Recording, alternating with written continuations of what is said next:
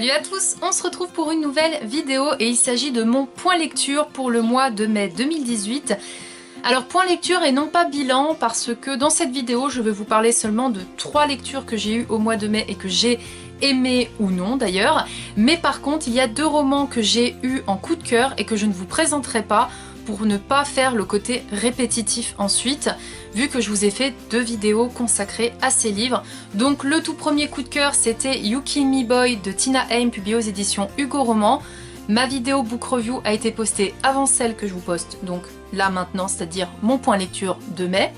Et la prochaine, elle arrivera après cette vidéo et ce sera une vidéo book review sur Too Late de Colleen Hoover. Donc voilà, pour info, vous n'aurez pas mes avis sur ces 2 romans puisque ce sera en vidéo book review. Trêve de blabla, je vous présente tout de suite mes 3 autres lectures qui m'ont accompagnée durant le mois de mai. Le tout premier livre que j'ai lu au mois de mai, il s'agit de Dark and Dangerous Love, la saison 2 de Molly Knight, publiée aux éditions Hugo Roman, que je remercie. Avant de vous donner le résumé du premier tome et mon ressenti sur ce second, le tout sans spoil, je repréviens une fois encore, n'est pas coutume, qu'il s'agit d'une dark romance. Donc on a des scènes qui vont à l'encontre de la morale, on a des scènes de viol, d'agression, bref, de la romance noire, hein. C'est pas pour rien qu'on dit dark romance. Donc à ne pas mettre entre toutes les mains parce que vraiment les scènes de viol sont choquantes. Voilà, c'est de l'abus sexuel, hein, on va dire les mots tels qu'ils sont, c'est de l'abus sexuel, donc ne pas faire lire à des personnes sensibles et surtout pas à des adolescents ou quoi, parce que très sincèrement je pense que vous mettez ce livre dans les mains d'adolescents, ils vont être choqués, ils vont pas comprendre ce que c'est l'amour, donc voilà, je préférais vous prévenir. Pour vous parler du résumé du premier tome, on est en 2438. Les vampires gouvernent le monde en fait, et au pouvoir tout en haut des vampires, on a Atticus qui est le roi suprême des vampires, de la nation vampire pour être précise. Et si vous voulez, les êtres humains sont devenus des objets sexuels pour les vampires, très sympathique me direz-vous, et en même temps on est un buffet à volonté puisque bah voilà, s'ils veulent nous bouffer, ils ont le droit. Donc notre vie se résume au sexe et à la bouffe. Pour eux bien sûr, parce que nous on ne profite de rien forcément. Si un vampire vous veut, bah, vous n'avez pas le choix que de lui obéir, parce que sinon ça veut dire que vous êtes contre le roi Atticus. Et dans toute cette pagaille, on va suivre le personnage d'Evelyn, qui est une jeune adolescente, qui un beau jour, vu qu'elle fait partie d'une famille de nobles, va être invitée au château du roi Atticus. Elle va faire sa rencontre sans le savoir, et du jour au lendemain, elle va recevoir une lettre qui va lui dire qu'elle va devoir aller vivre désormais au château du roi Atticus et être à ses services. Evelyn est paniquée parce qu'elle sait qu'on ne peut rien refuser au roi Atticus, en plus de ça elle est amoureuse de son amour de jeunesse qui n'est autre qu'Ethan, et en même temps bah, elle a peur des vampires, elle sait de quoi ils sont capables, donc elle n'a pas forcément envie d'aller chez le roi vampire. Et au niveau du résumé, je vais m'arrêter là, parce que sinon je vais vous en dire trop, mais pour faire le schéma, c'est ça, c'est qu'on va suivre une héroïne qui n'a pas du tout envie d'aller vivre avec un vampire, mais qui n'a pas le choix parce que c'est comme ça, parce que c'est le roi et qui décide tout. Et là où c'est dérangeant dans cette histoire, c'est que bah, le roi, s'il veut Evelyn, il l'aura, un point c'est tout. Pour le premier tome, je m'arrête là. Au niveau du second, j'ai été énormément déçue. Certaines personnes ont apprécié, bah moi ça m'a gonflé. Parce que dans le premier tome, Evelyn était très combative, elle se laissait pas du tout faire par le roi, alors pourtant il l'effraie complètement, hein, parce que il fait flipper franchement. Mais on sait qu'il est amoureux d'elle, il en est fou amoureux, c'est juste qu'il ne sait pas comment faire en fait pour la séduire. Pour lui, il pense que parce qu'il la veut, il la prend, il fait ce qu'il veut. C'est pas comme ça l'amour les gars, c'est pas comme ça, hein. C'est pas parce que vous voulez une personne que vous allez la voir. Et c'est ça que j'avais adoré dans le premier tome, c'est qu'Evelyn, elle se montrait combative, elle ne se laissait pas faire, et nom d'un chien, elle s'imposait. Dans ce second tome, elle m'a gonflé. Pourquoi? Parce que elle préfère adopter soi-disant la tactique de je vais faire croire que j'ai enfin des sentiments pour lui pour qu'il soit un peu plus gentil avec moi et qu'il arrête de menacer mes proches. Mais moi ça m'a saoulée en fait, je préférais la voir combative et surtout, ce qui m'a surtout fait lever les yeux au ciel, c'est qu'il y a des moments où on a des révélations sur Atticus, sur pourquoi il est tel qu'il est, et là on a Evelyn qui a les larmes aux yeux, qui est émue, qui éprouve de la compassion pour son bourreau.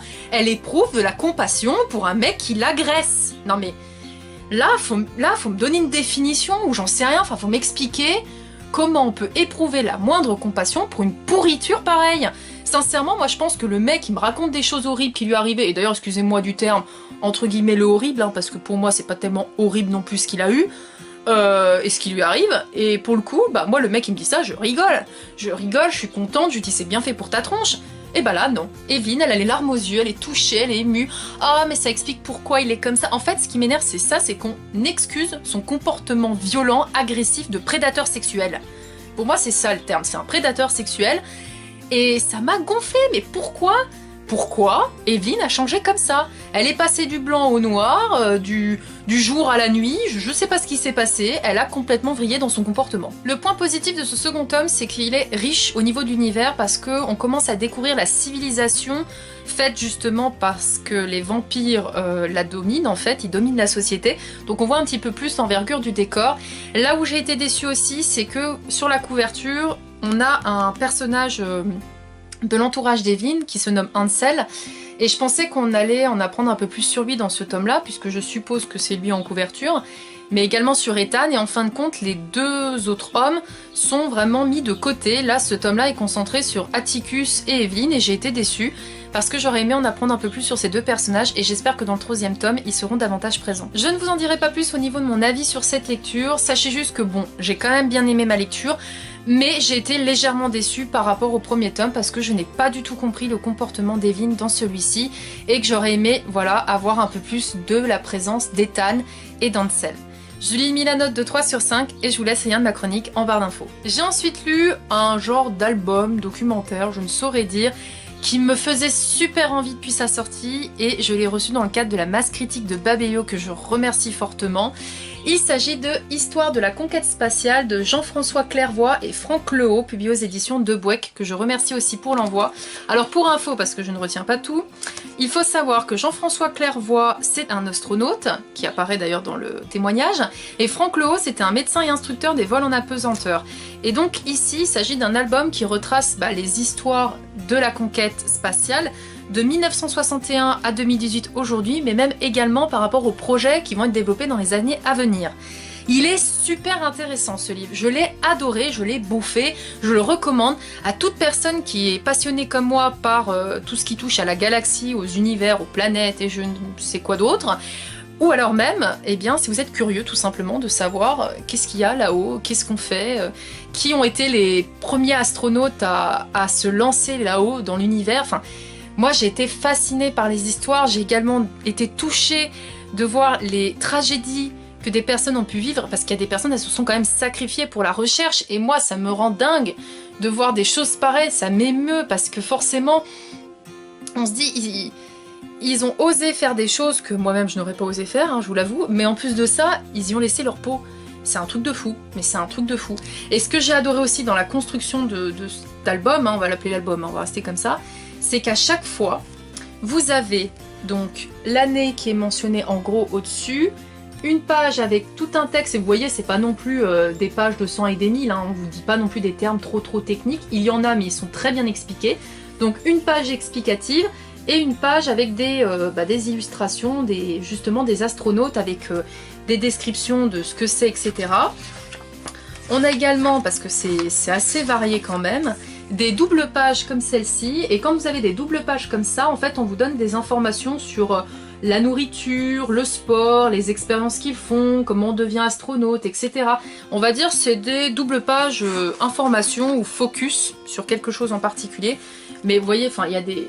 Moi je vous dis, il y a des illustrations là-dedans, magnifiques, magnifiques. Moi franchement j'ai été bluffée, parce que en plus, je suis allée au Space Kennedy Center, donc à la NASA, quand je suis allée à Orlando avec mes parents en mars 2017. Et alors, il y avait des témoignages que j'avais déjà compris quand j'étais allée à la NASA, même si c'était tout en anglais, j'avais compris les trucs. En plus, il y avait des illustrations, donc on devinait. Mais là, j'ai encore appris plein de choses dont j'ignorais. Et c'est super, mais super intéressant. Franchement, je pense même que je le relirai. Alors je me suis mis des post-it pour personnellement soit les informations, soit alors les dates clés ou les événements marquants de l'histoire, comme par exemple le premier pas sur la Lune, ou le premier Français qui est parti justement dans l'espace. Voilà, si vous êtes passionné par l'espace, ou si vous vous posez des questions, je ne peux que vous le recommander. Illustré, explicatif, avec des informations simples à comprendre, que demande le peuple. C'est tout simplement un ouvrage époustouflant et comme je vous le dis, moi j'ai adoré en apprendre plus justement sur comment on en est venu à aller dans l'espace parce que moi je trouve ça quand même dingue hein, qu'on arrive voilà à aller découvrir ce qui se passe ailleurs. C'est... Moi ce livre, il m'a bluffé. J'ai adoré en plus, voilà, en apprendre un petit peu plus sur comment ça fonctionnait, comment il dormait, comment il mangeait, quel genre d'expérience il faisait, quelle tragédie on a eu et qu'on ignorait. Enfin, c'est... Franchement, je suis en adoration devant cet album. Je suis en adoration devant cet album. Je peux pas vous en dire plus parce que, voilà, c'est plusieurs histoires, donc c'est à vous de les découvrir. Il y en a, comme je vous dis, qui m'ont plus touché que d'autres, d'autres qui m'ont moins plu que d'autres. Bref, en fait, c'est chacun son truc. En tout cas, il est excellent, je vous le recommande à 1000%. J'ai mis la note de 4 sur 5 et je vous laisse le lien de ma chronique en barre d'infos. Et enfin, dernier livre que j'ai lu au mois de mai et qui a été ma première déception de l'année, malheureusement. Il s'agit de Calendar Girl, le tome 5 mai de Audrey Carlan, publié aux éditions Le Livre de Poche, que je remercie. Je refais un petit speech, on ne sait jamais si vous arrivez en cours de route et que vous ne connaissez pas. Calendar Girl, c'est une série de livres qui se compose de 12 tomes. On en a un par mois qui a l'intitulé du mois en cours, donc janvier, février, mars, avril et mai. Et on va suivre le personnage de Mia, qui est une jeune femme qui doit rembourser une dette très importante que lui a laissé son père avant de se retrouver dans le coma. Et pour subvenir aux besoins de sa sœur et pour ses études, Mia va devenir une escort girl de luxe, puisqu'elle va voyager chaque mois dans une ville différente avec un homme différent. Et nous, on la suit dans ses aventures. Pour le mois de mai, elle va partir à Hawaï pour devenir une sorte de mannequin bikini, puisqu'elle va être le modèle pour un photographe qui se nomme Angel D'Amico. Et sur l'île, elle va faire la rencontre de Tai Nico, qui vit à Hawaï, et qui va être son partenaire pour les photos, et elle va se lier d'amitié avec lui, et ils vont devenir même sex friends. Je m'arrête là au niveau du speech, parce qu'on peut vite trop en dire avec cette histoire. Le fait est que j'ai été très déçue parce que en fait le tome 5 se compose de sexe, que de sexe. Il y a des mots crus à chaque page. En plus Mia, à peine elle arrive, elle rencontre Tai, elle a envie de se le faire. On a des comparaisons aussi par rapport à la taille du sexe de l'homme, hein, parce que faut qu'il ait un sacré gros engin et que c'est attirant et que les femmes elles aiment les hommes qui sont très bien bâtis. Oh là là, les stéréotypes... à foison, à foison, à foison. Enfin, en fait, plus je lisais et plus je détestais ce livre. Et il y a un moment donné, je me suis même forcée à le finir parce que moi, les services presse, je veux les terminer quand même pour donner la chance au bouquin. Puis vu la taille du livre, si je l'abandonne, ça craint un petit peu. Mais elle m'énervait. Oh là là, j'avais envie de la tarter. J'étais là, mais en fait, t'es un animal en chaleur, t'es une bête en chaleur. À peine tu vois le mec, t'as envie de te le faire. Enfin, voilà, franchement, en fait, dans sa tête et dans ses yeux, c'était du cul, du cul, du cul, du cul, du cul. Elle pensait qu'aux fesses, à la grosse de taille impressionnante par rapport à son compagnon. Enfin bref, je vais pas en dire plus sur le 5e tome parce qu'il n'y a rien à dire justement, à part que elle fait que de s'envoyer en l'air, elle se fait prendre dans toutes les positions, dans les lieux que vous voulez, partout en fait, ça arrête pas, il y a du sexe toutes les 2 secondes, voilà. Il n'y a même pas besoin de donner plus mon avis sur ce livre, c'est du sexe, et moi je me suis ennuyée. Déjà de 1, je déteste les histoires qui parlent que de cul, de 2, je ne conçois pas ce genre de stéréotypes comme sur quoi les femmes, en gros on s'intéresse aux mecs que qui ont des grosses il y a un moment donné, arrêtez quoi, arrêtez les stéréotypes, arrêtez, parce que... Moi ça me gave, mais ça me gave les stéréotypes comme ça. Les stéréotypes des femmes alors c'est soit elles sont attirées que par des mecs qui ont du pognon, soit par des mecs qui sont bien bâtis en bas. Mais arrêtez bon sang, arrêtez avec ces stéréotypes à la con. Peut-être que vous c'est votre truc mais c'est pas celui des autres. Faut que j'arrête de m'énerver. Parce que là je suis en train de m'énerver, c'est pas le but. Mais pour vous dire que ça m'exaspère, que ça me met hors de moi, que on mette dans la tête des gens que les femmes sont attirées par ce genre de choses. Je ne dis pas le contraire, peut-être que certaines, oui, elles aiment les hommes riches, elles aiment les mecs qui sont bien gaulés en bas, tant mieux pour elles. Mais arrêtons de faire une généralité. Et pourquoi pour moi dans ce livre c'est une généralité? Parce que on a la meilleure amie et la sœur qui viennent rejoindre Mia à Hawaï. La sœur ça va, hein, ça va bien. Mais on a la meilleure amie qui est même pire que Mia, qui pensait le cas coucher aussi avec les hommes, et comme quoi la taille est importante. Non, il y a un moment donné, les stéréotypes, faut arrêter, moi ça me prend le chou-fleur, ça me gonfle, et ça fait que du coup ma lecture, je l'ai pas du tout aimée, mais alors pas du tout du tout. Donc, espérons que le tome de juin sera mieux. Honnêtement, vu la fin de celui-ci, je m'attends à mieux parce qu'on va rencontrer un truc un peu différent, parce que jusqu'à présent, soyons honnêtes, hein, ça coulait plutôt bien pour Mia, hein, elle tombait sur des mecs beaux, attirants, sympathiques. Là, j'ai l'impression que le mois de juin va nous réserver des surprises et j'ai envie de vous dire tant mieux. Là-dessus, je peux pas dire jusqu'à présent, l'auteur arrivait plutôt bien à innover au fil de ses tomes, alors celui-ci, pour moi, il est inutile. Hein. J'aurais mieux fait de pas le lire et passer directement à juin parce que là, je n'ai pas vu l'intérêt de lire ce mois de mai. Vous l'aurez compris, je lui ai mis la note de 1 sur 5 et je vous laisse le lien de ma chronique en barre d'infos. Cette vidéo est maintenant terminée, j'espère qu'elle vous aura plu. N'hésitez pas à me dire si vous avez lu l'un des livres que je vous ai présentés, ce que vous en avez pensé et je vous dis à très vite pour de prochaines vidéos. Salut!